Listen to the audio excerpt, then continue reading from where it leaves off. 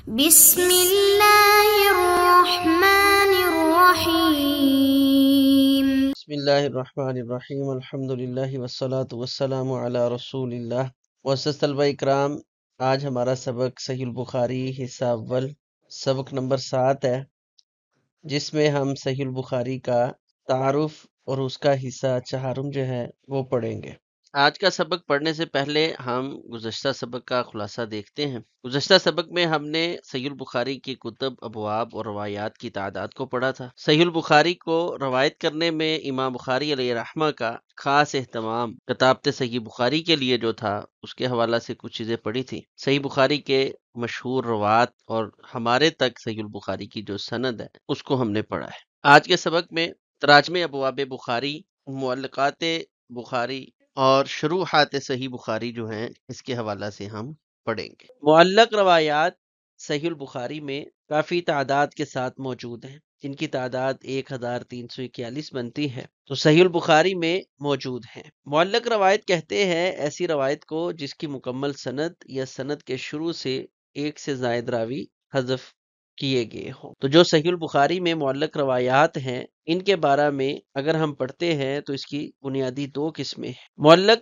مرفوع روایت، یعنی رسول اللہ صلی اللہ علیہ وسلم سے ثابت روایت، لیکن صحیح البخاری میں اس کو معلق ذکر کیا گیا ہے۔ تو بعض معلق مرفوع روایات بخاری میں دیگر مقام پر موصول ذکر کی گئی ہیں، یعنی امام بخاری علیہ رحمہ نے ان کو باسند صحیح بخاری کے اندر ہی ذکر کر دیا ہے۔ دوسری قسم ہے کہ صحیح البخاری میں وہ موصول ذکر نہیں ہوئی، تو جب جو روایات موصول ذکر ہو گئی ہیں وہ معلق روایت بھی موصول کے حکم میں ہی شمار کی جائے گی۔ جن روایات کی سند صحیح البخاری میں موجود نہیں ہے اس کی پھر دو قسمیں ہوں گی۔ یا تو امام بخاری علیہ رحمہ نے اس کو صیغہ جزم یعنی قال، ذکر، روا یعنی معروف صیغوں کے ساتھ امام بخاری علیہ رحمہ نے ان کو نقل کیا ہوگا، یا صیغہ تمریز یعنی مجہول صیغے کے ساتھ امام بخاری علیہ رحمہ نے ان کو نقل کیا ہے،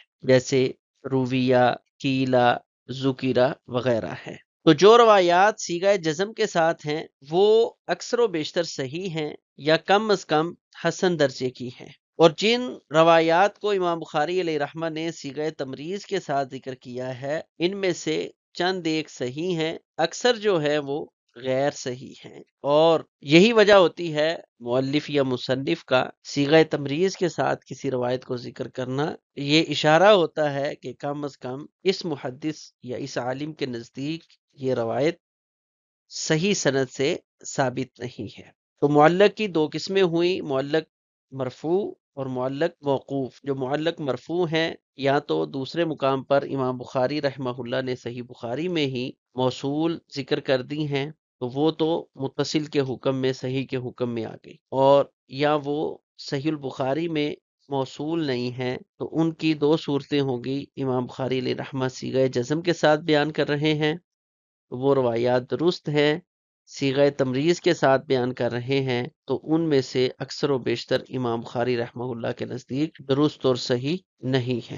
دوسری صورت ہے معلق موقوف، یعنی وہ معلقات جو موقوفہ ہیں، یعنی صحابی کی روایات۔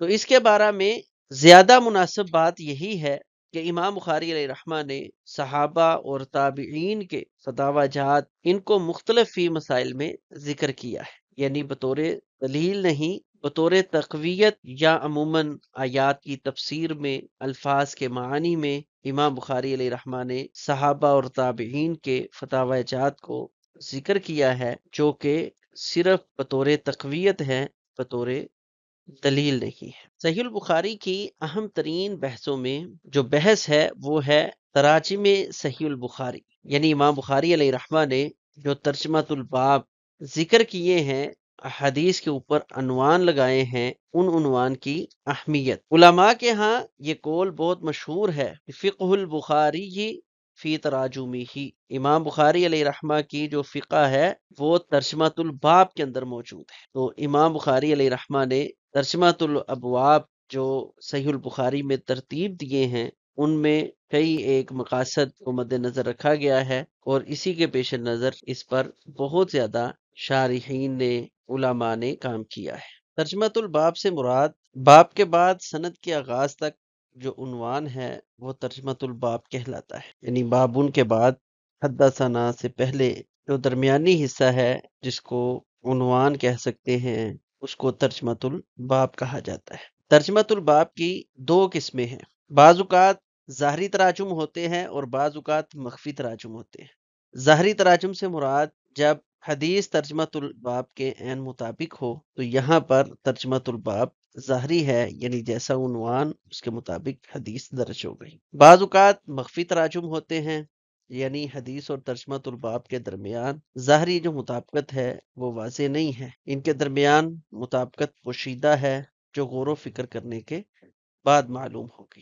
مخفی تراجم کے کئی ایک مقاصد ہیں جن کو مختلف محدثین نے درج کیا ہے۔ صحیح البخاری میں جو ترجمۃ الباب ہے، شاہ ولی اللہ محدث دہلوی رحمہ اللہ نے اس کی 12 اقسام لکھی ہے۔ مولانا زکریا کاندلوی رحمہ اللہ اور عبد المنان نورپوری رحمہ اللہ نے ترجمۃ الباب کی 25 اقسام ذکر کی ہیں۔ علامہ عبدالحق ہاشمی رحمہ اللہ نے 50 اقسام ترجمۃ الباب کے ذکر کی ہیں، اور شیخ محمد حسین میمن حفظہ اللہ تعالی انہوں نے اپنی کتاب عون الباری میں صحیح البخاری کے ترجمۃ الباب کی 95 اقسام ذکر کی ہیں۔ یعنی اتنے مقاصد کے تحت امام بخاری علیہ رحمہ نے یہ جو مخفی تراجم ہیں ان کو ذکر کیا ہے۔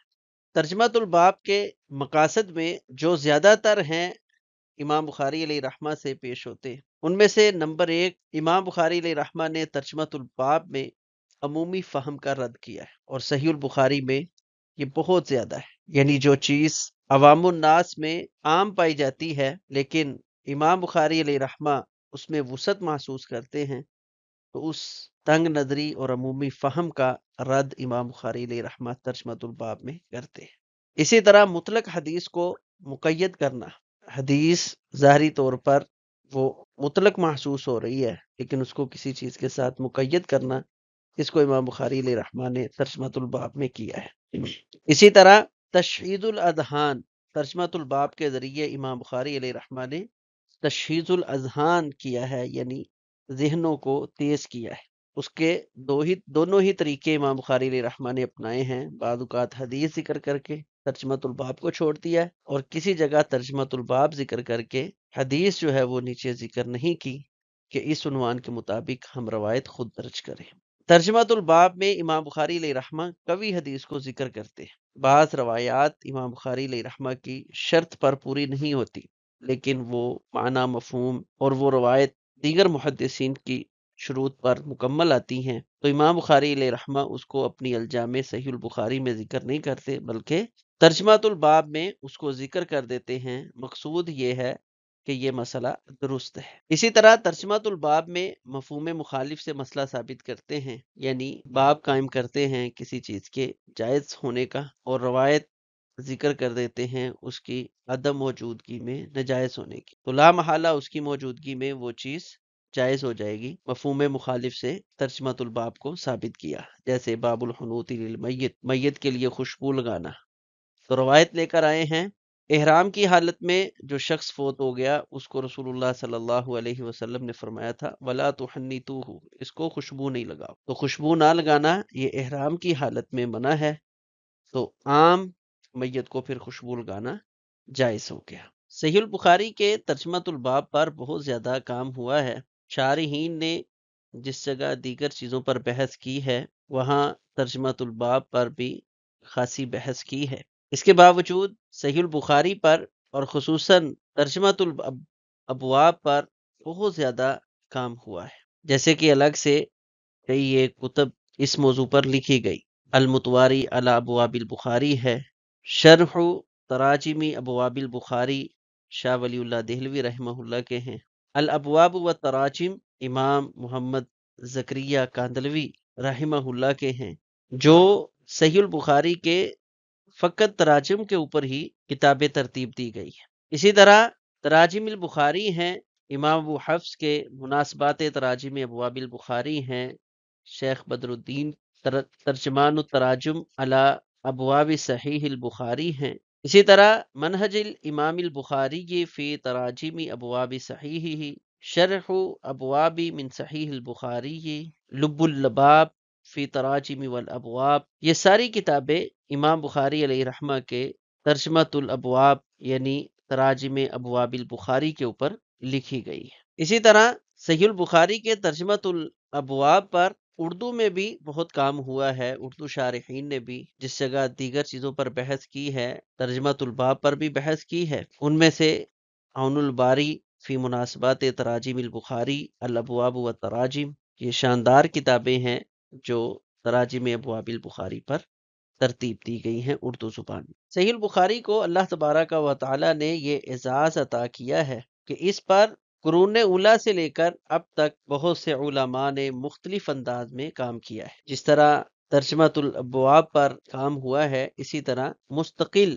صحیح البخاری کے اوپر کام اور اس کی شرح جو ہے یہ لکھی گئی ہے۔ سب سے پہلے اعلاء السنن جو 4 صدی ہجری کے اندر لکھی گئی ہیں، اب اعلام الحدیث کے نام سے یہ طبع ہے۔ اسی طرح التلخیص امام نووی رحمہ اللہ کی، التوضیح امام ابو حفص انصاری رحمہ اللہ کی، اسی طرح فتح الباری امام ابن رجب الحنبلی رحمہ اللہ کی، اسی طرح صحیح البخاری کی شرح ابن بطال رحمہ اللہ کی، اسی طرح امام ابن حجر رحمہ اللہ کی فتح الباری، جس کے بارے میں علماء کے اقوال ہیں، لا ہجرت بعد الفتح ولا شرح بعد الفتح، جیسے فتح مکہ کے بعد مکہ سے ہجرت نہیں ہے، اسی طرح فتح الباری کے بعد صحیح البخاری کی جامع مضبوط اس طرح کی شاندار کوئی شرح نہیں ہے۔ اسی طرح ان کے قریب میں ہی علامہ عینی، انہوں نے عمدۃ القاری کے نام سے صحیح البخاری کی بہت ضخیم شرح لکھی ہے۔ اسی طرح ارشاد الساری امام قسطلانی رحمہ اللہ کی بہت بڑی جامع صحیح البخاری کی شرح ہے۔ اسی طرح عون الباری ہے، التنقیح ہے، منحت الباری ہے، اور یہ چند ایک ہم مثالیں دے رہے ہیں۔ اس کے علاوہ بہت سی شروحات صحیح البخاری کی لکھی گئی ہے۔ اسی طرح عون الباری ہے، التوشیح ہے، امام کرمانی رحمہ اللہ کی صحیح البخاری کی شرح الکواکب الدراری کے نام سے ہے۔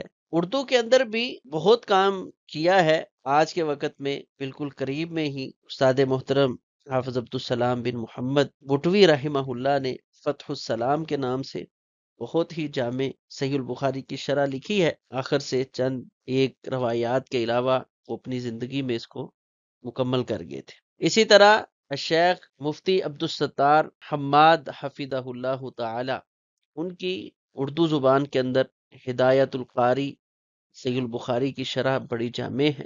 اسی طرح مفتی پاکستان مفتی محمد تقی عثمانی حفظہ اللہ تعالی کی انعام الباری صحیح البخاری کے دروس کے اوپر بہت ہی شاندار اور جامع شرح ہے۔ اسی طرح نعم الباری، یہ پہلے نعمت الباری کے نام سے بریلوی مکتبہ فکر کے بہت بڑے عالم علامہ غلام رسول سعیدی حفظہ اللہ تعالی، انہوں نے اس کو ترتیب دیا ہے۔ پہلے نعمت الباری کے نام سے اس کی کچھ جلدیں تھی، اور اب نعم الباری کے نام سے یہ مکمل صحیح بخاری کی شرح۔ تو اس سے آپ دیکھ سکتے ہیں کہ یہ امام بخاری علیہ رحمہ کے اخلاص کا نتیجہ تھا کہ آج تمام، اور آج سے پہلے جب سے صحیح البخاری کو ترتیب دیا گیا ہے، سب نے اس پر کام کرنے کو، لکھنے کو اعزاز سمجھا ہے۔ آج کے سبق میں ہم نے تراجم ابواب بخاری، معلقات بخاری اور شروحات صحیح البخاری کے حوالہ سے پڑھا ہے۔ آپ ملاحظہ کر چکے ہیں صحیح بخاری کا سبق نمبر 4۔ امید ہے انشاءاللہ یہ سبق ہمیں اچھے طریقے کے ساتھ سمجھ آ چکا ہوگا۔ اس سبق میں چند ایک سوالات ہیں جن کو آپ نے حل کرنا ہے۔ سوال نمبر 1، ترجمۃ الباب سے کیا مراد ہے؟ ترجمۃ الابواب، ترجمۃ الباب کی کوئی سی 3 انواع ذکر کریں۔ ترجمۃ الباب پر لکھی گئی کتابوں میں سے کوئی سی 3 کتابوں کے نام ذکر کریں۔